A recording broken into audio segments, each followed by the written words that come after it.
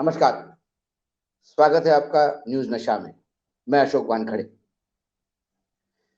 खड़गे साहब का अब कांग्रेस का अध्यक्ष बनना करीब करीब तय है। इससे कोई कांग्रेस में मूल चूल परिवर्तन होगा ऐसा तो नहीं मानता। हाँ, खासकर भारतीय जनता पार्टी के लिए यह मुद्दा अब निष्फल हो जाएगा कि कांग्रेस में गांधी परिवार के सिवा कोई अध्यक्ष नहीं बन पाता। जैसा विदेशी मुद्दे का हल सोनिया गांधी जी ने सत्ता से बाहर रहकर मनमोहन सिंह को प्राइम मिनिस्टर बनाया, प्रधानमंत्री बनाया 10 साल के लिए, और उस मुद्दे की हवा निकाल दी, वैसे ही आने वाले समय में कांग्रेस पार्टी में कोई नॉन गांधी अध्यक्ष नहीं बन पाता। ये जो मुद्दा बार बार वंशवाद का मुद्दा था वो हट जाएगा, लेकिन कांग्रेस पार्टी रहेगी गांधी परिवार के ही प्रभुत्व में और उन्हीं के इन्फ्लुएंस में। क्योंकि दिग्विजय सिंह पहले ही ट्वीट करके बोल चुके हैं जो उन्हें नहीं बोलना चाहिए था, जो विपक्ष का जो शब्द थे। लेकिन कई बार जब दिग्विजय सिंह जैसे नेता हो तो पार्टियों में विरोधियों की जरूरत नहीं पड़ती। दिग्विजय सिंह जी ने कहा कि कोई भी अध्यक्ष बने वह गांधी परिवार के अधीन ही रहेगा। तो इसके मायने जो है, जो राहुल गांधी चाहते थे कि गांधी परिवार के बाहर पार्टी का कोई अध्यक्ष बने, नॉन गांधी अध्यक्ष बने, तो क्या वो मात्र आपका सरनेम तक सीमित था कि गांधी की जगह कोई भी चलेगा, गांधी सरनेम नहीं चाहिए? या एक ऐसा फुल फ्लेज अध्यक्ष जो गांधी परिवार के प्रभुत्व में नहीं रहते हुए अपने बलबूते पे अपने क्षमता अनुसार बीजेपी से लड़ने के लिए रणनीति तय करे? ये मुझे बहुत दूर की कौड़ी दिखाई देती है, क्योंकि बगैर गांधी परिवार के खरगे फॉर्म नहीं भरते। गांधी परिवार नाराज है तो अशोक गहलोत दूर चले जाते हैं। शशि थरूर नया राग अलप रहे हैं कि आपको बदलाव चाहिए तो मुझे जितवाइए।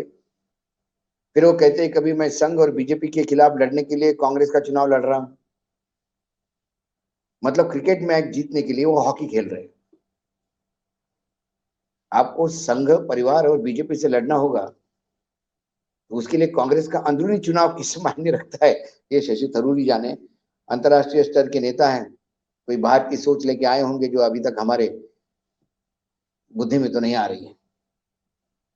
तो कुल मिला के खरगे का बनना यह एक सिंबॉलिक नॉन गांधी होंगे, लेकिन पार्टी में ज्यादा फर्क पड़ता दिखाई नहीं देता।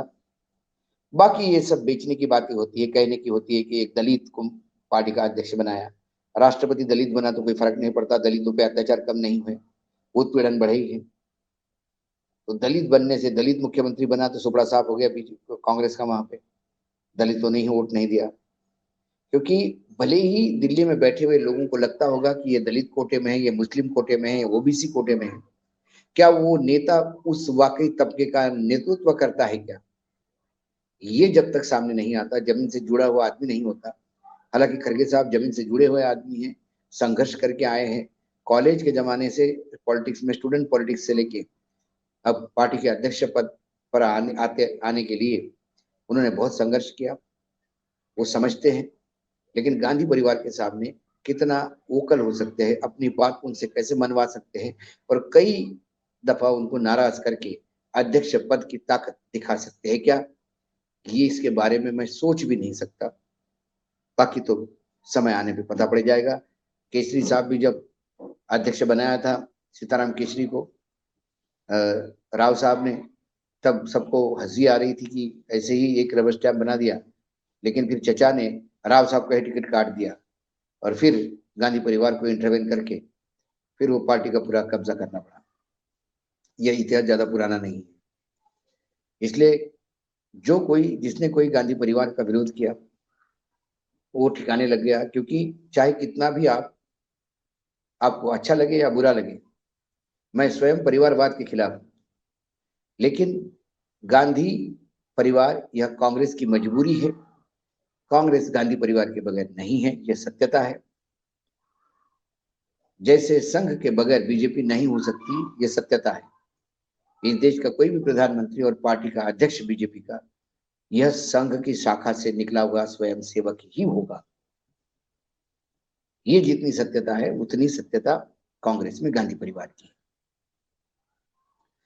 राहुल गांधी की पदयात्रा कर्नाटक में प्रवेश कर चुकी है।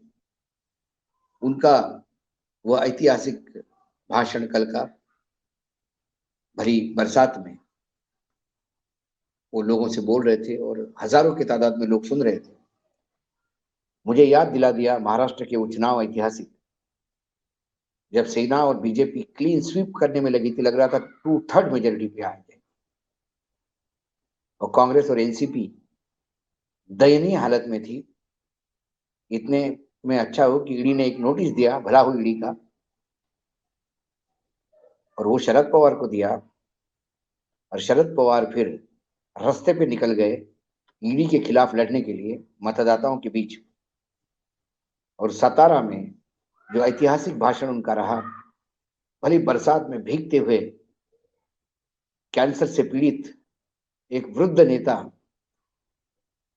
जब संघर्ष के लिए उतरता है तो पूरा महाराष्ट्र उनके साथ खड़ा हो गया और नतीजा ये आया कि बीजेपी को सत्ता में 2.5 साल बाहर पड़ना पड़ा। ये बात अलग है कि शिवसेना तोड़कर उधार के सिंदूर पर बीजेपी वर्तमान महाराष्ट्र में सरकार में है।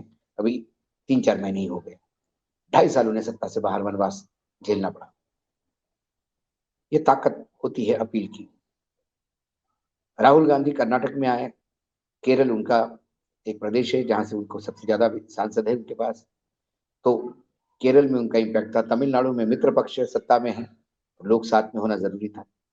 कर्नाटक में वो दक्षिणी कर्नाटक की तरफ जा रहे हैं, कोस्टल कर्नाटक छोड़ के, जहाँ वो कलिंगा कास्ट के लोग हैं, मठ है वहां पे। उस मठ में भी जाएंगे, आशीर्वाद भी लेंगे। रामानुजन मठ भी है जहाँ अयंगर लोगों का वर्चस्व है, वहां भी जाएंगे। ये दोनों जातियों को, धर्म को साधने का प्रयास करेंगे। करीब करीब 21 कॉन्स्टिट्यूंसीज है विधानसभा की, 7 लोकसभा की। वो कर्नाटक में तमिलनाडु से घुसे, उसके बाद वो एक बार फिर आंध्र प्रदेश को टच करते हुए फिर कर्नाटक में घुसकर आगे महाराष्ट्र में प्रवेश करेंगे, तेलंगाना में प्रवेश करेंगे और तेलंगाना से महाराष्ट्र में प्रवेश करेंगे। 22 दिन की यात्रा थी, 20 दिन पे आ गई है। इस कर्नाटक की खासियत यह है कि कर्नाटक में पिछली बार